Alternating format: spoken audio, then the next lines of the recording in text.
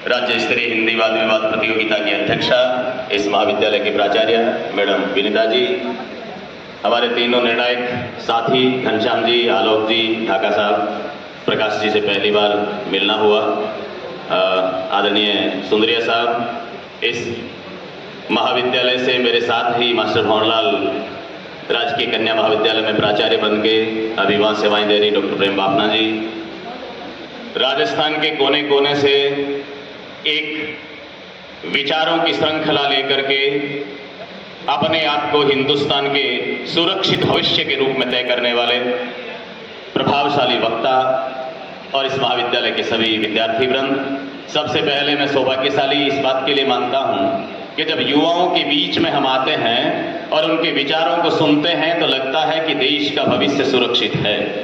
हमारे राजस्थानी लोक साहित्य में कहा गया कि मोती बींधण जल तिरण देण मूढ़ ने सीख, तो बैठ सभा बिच बोलबो होत काम बारीक। मोती को बींधना, जल में तैरना, मोती बींधण जल तिरण और देण मूढ़ ने सीख। यदि मूर्ख व्यक्ति को शिक्षा देनी पड़े और फिर सभा के मध्य में बैठ करके बोलना पड़े, ये बारीकी से किए जाने वाले काम है, हर व्यक्ति के वश का मामला नहीं। डिबेट में बोलने वाला अभी प्रकाश जी ने फरमाया, मैं निवेदन करता हूं कि हमारे डिबेटर साथी जो नए युवा तैयार हो रहे हैं, बेटियों ने ज्यादा बोला, इस पक्ष से बोले कि उस पक्ष से बोले कोई फर्क नहीं पड़ता है, बोलने वाला वक्ता होता, उसको अपनी भूमिका अदा करनी पड़ती है। विषय के पक्ष या विपक्ष में अपने आप को खड़ा नहीं करना होता है, विषय के पक्ष या प्रतिपक्ष में विचार व्यक्त करने होते हैं। हम प्रतियोगिता भारतीय संस्कृति पर भी रखते हैं। क्या विपक्ष में बोलने वाला संस्कृति के खिलाफ है क्या? नहीं, वो आज उसको ये भूमिका मिली है और वो व्यक्ति ही श्रेष्ठ वक्ता हो सकता है जिसको जहां खड़ा किया जाए, इस पक्ष पर या उस पक्ष पर, वहां पर प्रभावशाली व्यक्ति अपनी प्रस्तुति देवे। कृपाराम जी खिड़िया ने राजियारा दोहा में लिखा, सालासर के पास में कृपाराम जी की ढाणी गांव है, वहां के कवि हुए राजस्थानी के नीति साहित्य के बड़े रचनाकार। उन्होंने लिखा कि वो व्यक्ति किसी भी कचहरी में जाके हारता नहीं है जिसने सबसे पहले मन से झगड़ा किया।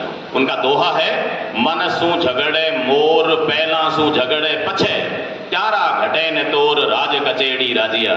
जो पहले अपने मन से झगड़ा करता है, तर्क वितर्क करता है, तर्कों को काटता है, पुनः स्थापित करता है, खंडन करता है, मंडन करता है, वो दूसरों के सामने जब जाता है उसके तर्क को कोई काट नहीं सकता।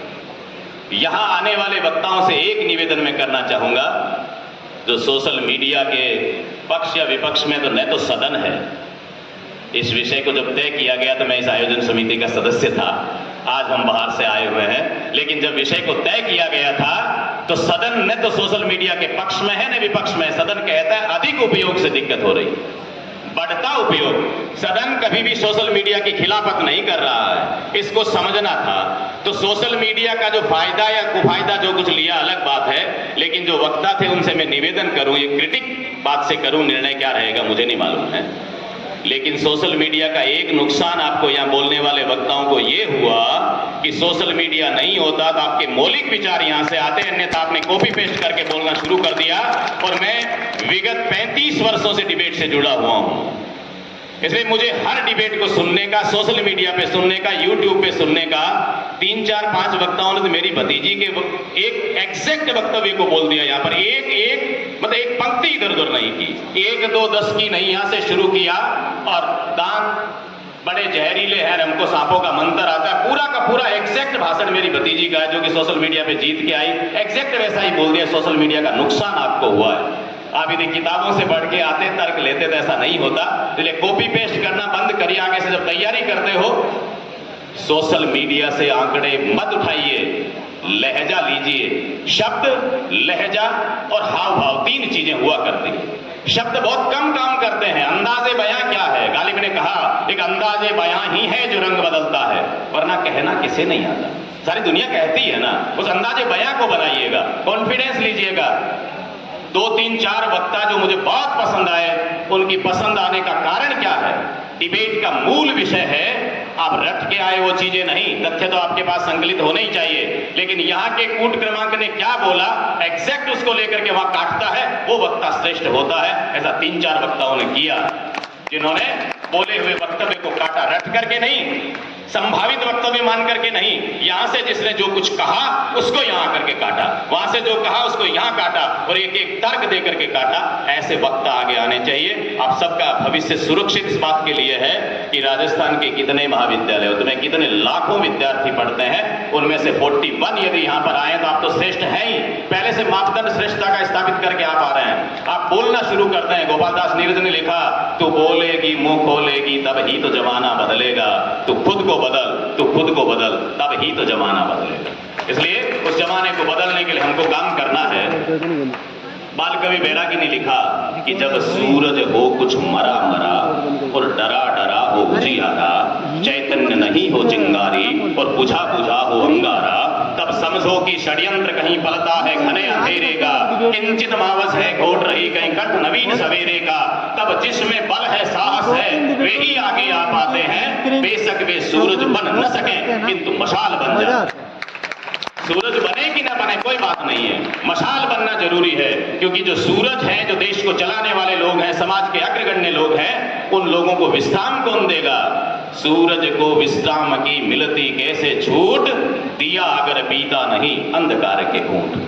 दीपक ने अंधकार के घूंट नहीं पिए होते तो सूरज थक गया होता आज तक। इसलिए हम सबको दीपक बन करके चलना है, एक दूसरे के साथ में बढ़ करके चलिएगा। जहां अवसर मिलता है वहां पर अपनी बात को आगे बढ़ाइएगा। ये सोशल मीडिया आपके लिए बहुत बेहतरीन औजार है, हथियार मत बनाइए।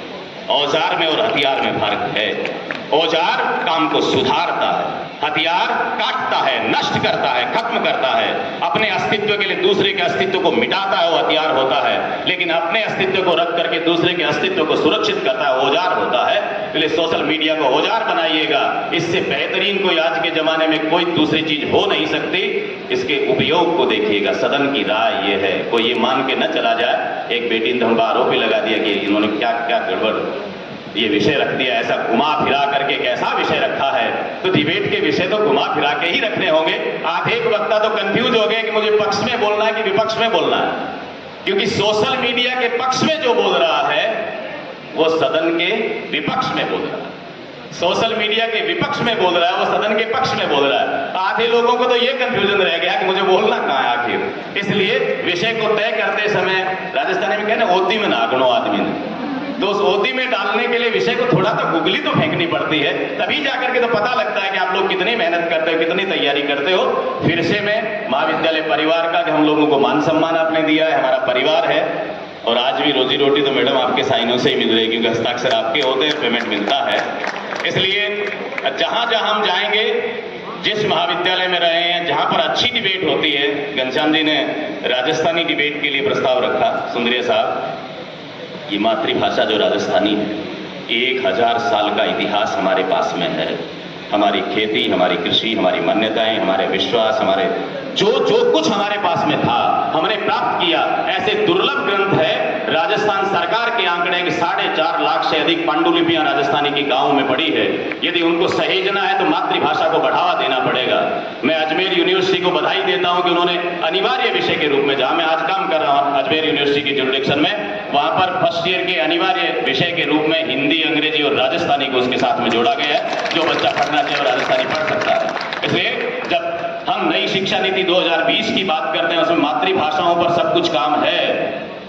जब देश आजाद हुआ, प्रकाश जी सर विचार करें आप, सोशल मीडिया और प्रिंट मीडिया के बड़े नुमाइंदे हैं, वहां से बोलते हैं जब देश आजाद हुआ, आजादी के साथ में हमारी जुबान पर ताला लगा दिया गया।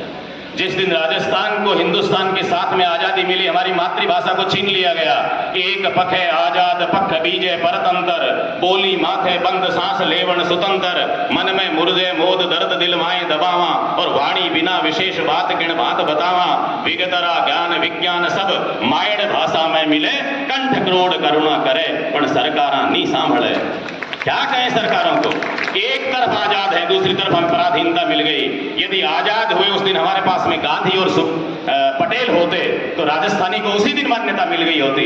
गुजराती राजस्थानी से निकली है, 16वीं शताब्दी तक राजस्थानी के भीतर है गुजराती, कोई अलग अस्तित्व नहीं है।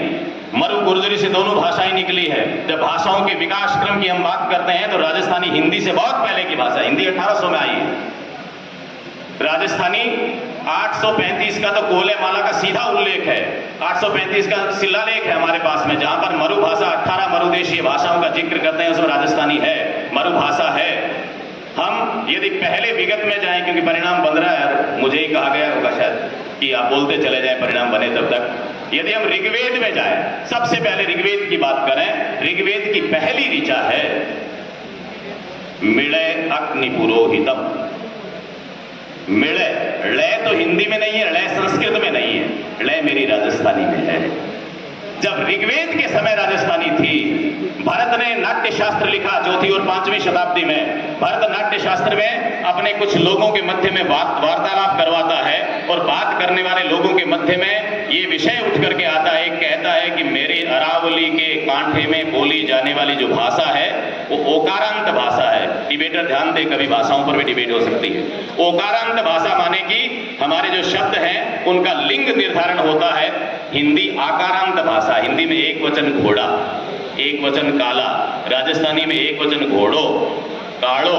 ओकारांत भाषा है राजस्थानी। वो यदि भरत के नाट्य शास्त्र के समय बोली जाती है, ऋग्वेद में बोली जाती है, 835 के हमारे पास में शिलालेख है, और मध्यकाल का और आदिकाल से वीरगाथा काल, जिसको हिंदी में आचार्य रामचंद्र शुक्ल कहते हैं, वो राजस्थानी का काल है। पूरे के पूरे राजस्थानी के ग्रंथ हैं। इस मातृभाषा को बढ़ावा देने के लिए सुंदरिया साहब आप सेठ जी के पास में प्रस्ताव रखें। राजस्थानी में कन्हैयालाल जी की धरती से डिबेट होनी चाहिए। मातृभाषा में डिबेट यदि यहां से शुरू होती है, आप देखेंगे कि उसका परचम दूर तक फहराएगा, हमारे पूरे राजस्थान के लोग आएंगे उसमें। इसलिए एक अच्छा सा ये उपक्रम भी शुरू किया जा सकता है। महाविद्यालय परिवार के प्रति ढेर सारी कृतज्ञता जाहिर करता हूं। अच्छी व्यवस्थाओं के लिए सारे वक्ताओं को इस बात की बधाई कि जहां जहां अवसर मिले अपनी प्रतिभा को निखारते चले जाएं।